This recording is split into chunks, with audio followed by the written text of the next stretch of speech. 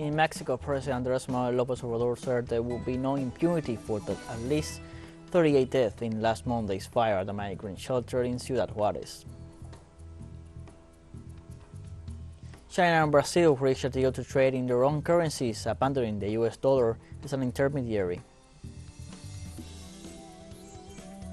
And in Senegal, security forces repressed student protests in the country's capital.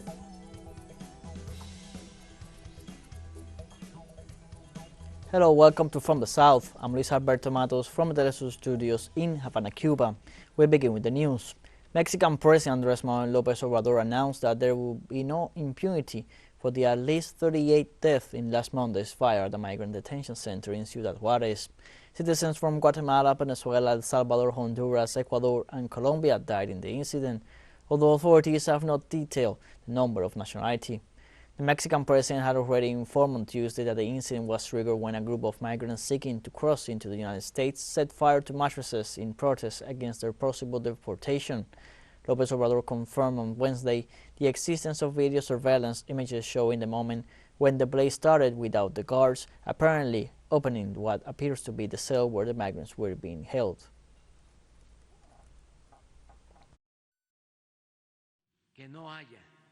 There will be no impunity, and that the responsibility for this painful tragedy be clarified, and that those who caused it be held specifically accountable and punished according to the law. Migrants peacefully protested in front of the Ministry of the Interior to demand justice and punishment for those responsible for the death of the people who were at the National Migration Institute station in Juarez City, Chihuahua.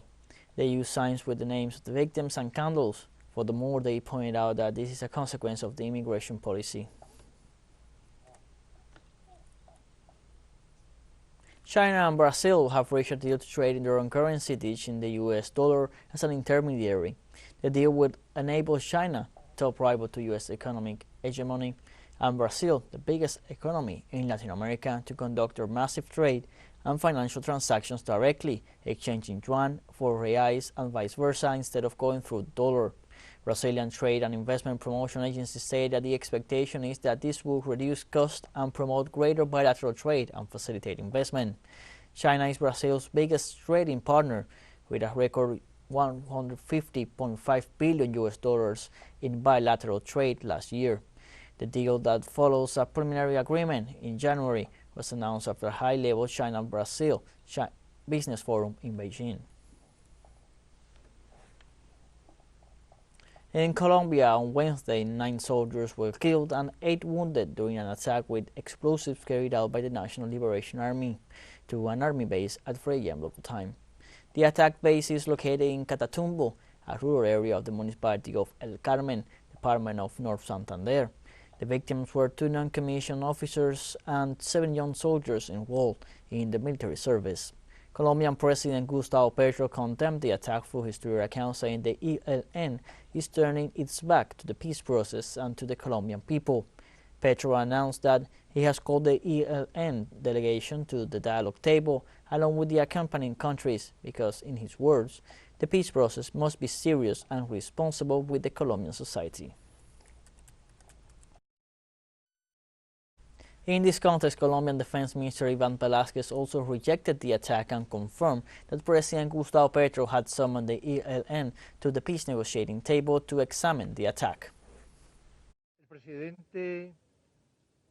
The President has just summoned the delegation at the negotiating table with the National Liberation Army. He has called them to examine this attack, which is a very serious incident, which we deeply regret, and we express solidarity with the relatives of the 2 non-commissioned officers and with the 7 soldiers killed.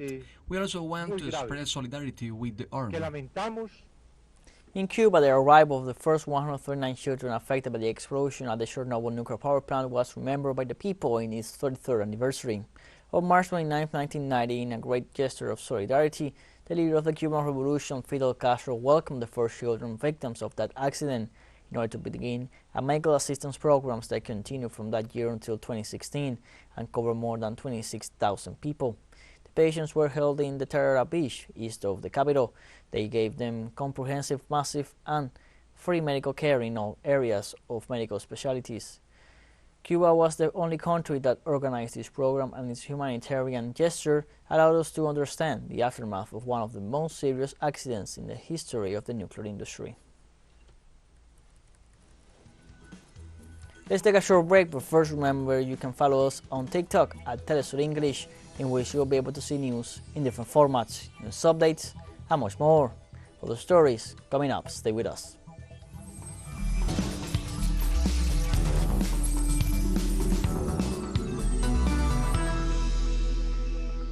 Welcome back from the South. The head of the UN Atomic Energy Watchdog returned on Wednesday to the Zaporizhzhia nuclear power plant.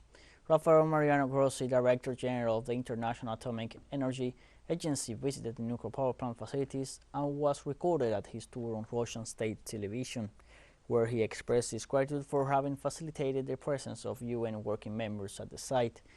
The UN watchdog has had a permanent rotating team at the Zaporizhzhia nuclear power plant since September. Grossi declared on Tuesday that he sees it as his duty to intensify talks between Kiev and Moscow to safeguard the facility and avoid a catastrophic accident, as he anticipated that an agreement was close. However, Ukrainian President Volodymyr Zelensky then stated he was less optimistic that a deal was near.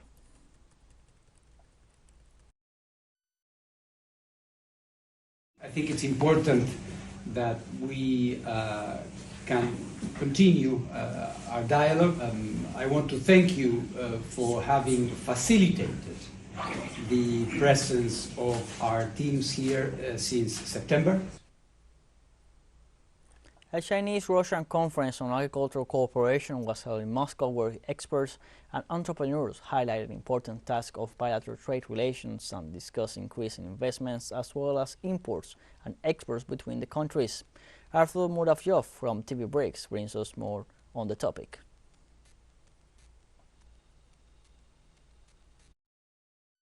Agriculture was held in Moscow. Experts, entrepreneurs, and officials discussed new opportunities for economic cooperation.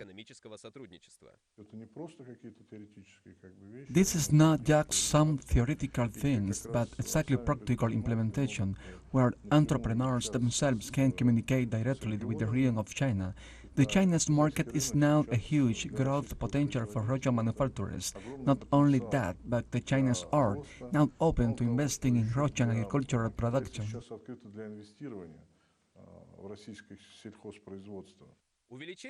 Increasing imports and exports of goods and increasing investments are important objectives for Russian-Chinese trade relations. New business ties can give Russia the resources it needs to develop and modernize its agriculture industry. I am sure we have great prospects, because we, both countries, are agrarian countries from the very beginning, and we have a lot to share. There are technologies that are very well developed in our country and those developed in China. Supplies of car parts, organization of joint ventures for production of the lift. This is the final preparation for the autumn harvest, spare parts for tractors, and, of course, the pharmaceutical and biotechnology industry. The signing of cooperation agreement was solemnly celebrated on the conference platform. The creation of new business links between agro-industries will enable the participants to cover resources needs and realize their accumulated potential.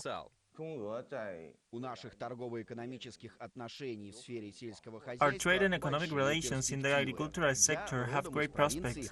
I am from Hainan province, a large region which produces a lot of wheat for export. This is a common link between our countries. Russia is one of the biggest exporters of wheat in the world.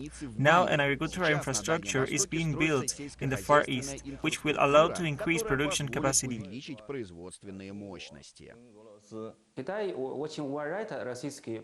China has great respect for Russian products because the Chinese have become experienced buyers.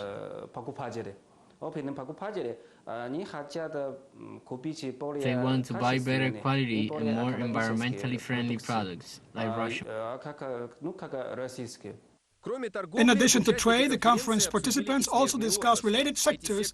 These sectors will help entrepreneurs tap into new markets. Tourism is the basis for the development of many sectors, for the development of infrastructure, and consequently, it is the basis of the service sector. Experts estimate that the trade turnover between Russia and China is approaching the target of $200 billion set by the governments of both countries. Experts expect to cross that threshold as soon as possible. Trade unions in the Czech Republic joined forces with opposition parties to protest against the government's pension reform. Thousands of demonstrators gathered in front of the government headquarters in Prague to express their rejection of the idea that raised the retirement age to 68. The Minister of Labor and Social Affairs, Marian Jureka, said that the issue is being evaluated and assures that it is on the negotiating table. Jureka said that the government is expected to finalize its plans for the reform in order to make the system sustainable. In Germany, the total public debt reached 2.37 quintillion euros at the end of 2022, a new record high. The national public debt has reached the equivalent of 28.155 per person euro. Federal debt was up 4.6%, or 71.9 billion euros, to a total of 1.62 quintillion euros. The rate of increase was also reduced in 2022 compared to 2021 and 2020 amid the most pronounced COVID-related disruptions. In addition, total public debt consists of borrowing on various levels, federal, state and municipality. Chief economist at Inc. Bank, Karsten Bresky, expressed that the debt burden means higher interest payments which take up an increasing share of the annual budget. This means that money is then missing for meaningful spending or investments. On Wednesday, Pope Francis was admitted to a Rome hospital for medical checkups, the Vatican said, raising questions about the Argentinian's pontiff's health. The 86-year-old Pope held his general audience in St. Peter's Square with a catechesis focused on the figure of St. Paul. At the end of the audience, they needed help getting into the Pope-mobile. Initial reports referred to the respiratory fatigue with chest pain, according to a medical report. The pontiff has evidence of a respiratory infection that will require a few days of appropriate medical treatment. The report concluded with the Pope's thanks for the prayers and messages he received. teleSUR English continues to grow. You can now tune in from 33 different African countries through StarSat, dial 461, and enjoy our Latin American alternative broadcast. One final short break, and we'll be right back. Don't go away.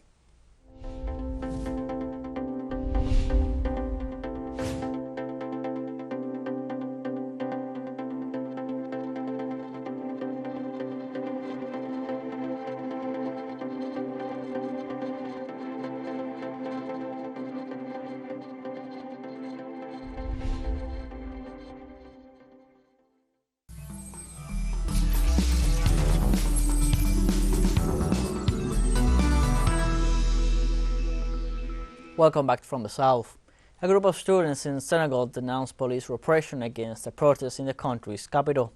According to local media, hundreds of students gathered at the University of Dakar to participate in a demonstration planned by government authorities on the eve of the trial of opposition leader Ousmane Sonko, when security forces attacked the students with tear gas bombs and stun grenades. During the confrontation, a journalist who was covering the event was also a victim of police aggression and later arrested and taken by force to the local police station.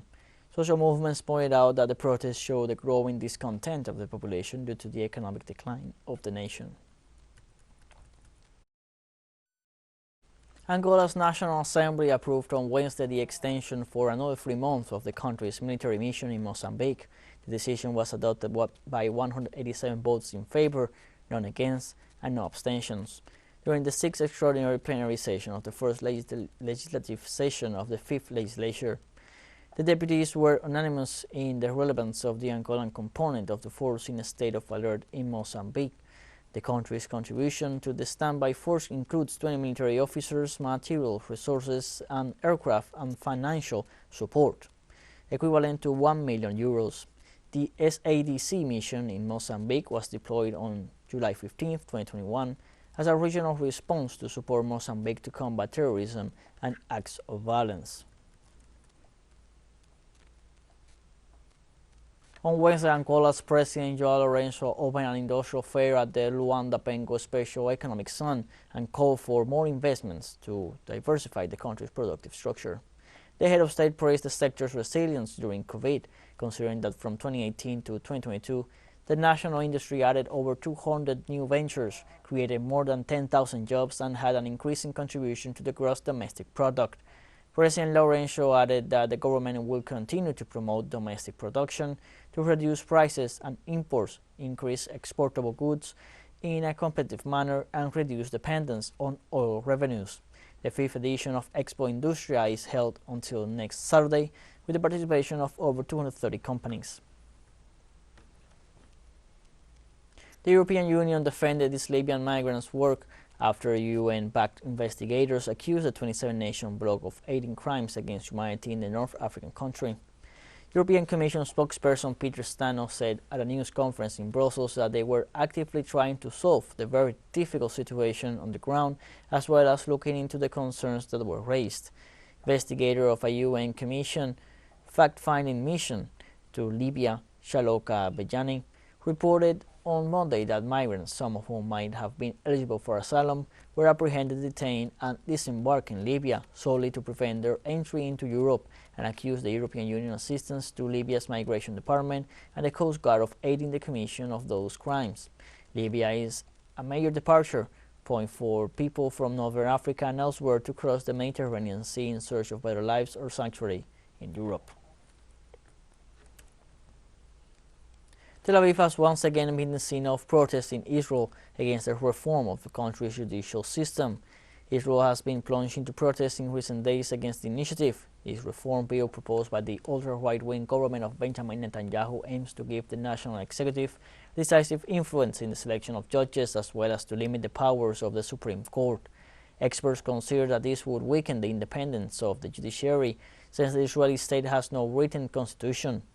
This comes after opposition parties and the executive initiated talks to strike a deal on the reform, an act that has been described by protesters as a delay in action that does not take into account the popular demands. It's an illusion. People in the country may think that our struggle is over because negotiations between the parties have begun. We believe that these talks are a fraud from the very beginning, and we are here in the street to make that clear. We have come to the end of this news briefing. You can find these and many other stories on our website at telesurenglish.net. You can also join us on social media, Facebook, Twitter, Instagram, Telegram, and TikTok. For TeleSUR English, I'm Luis Alberto Matos. Thank you for watching.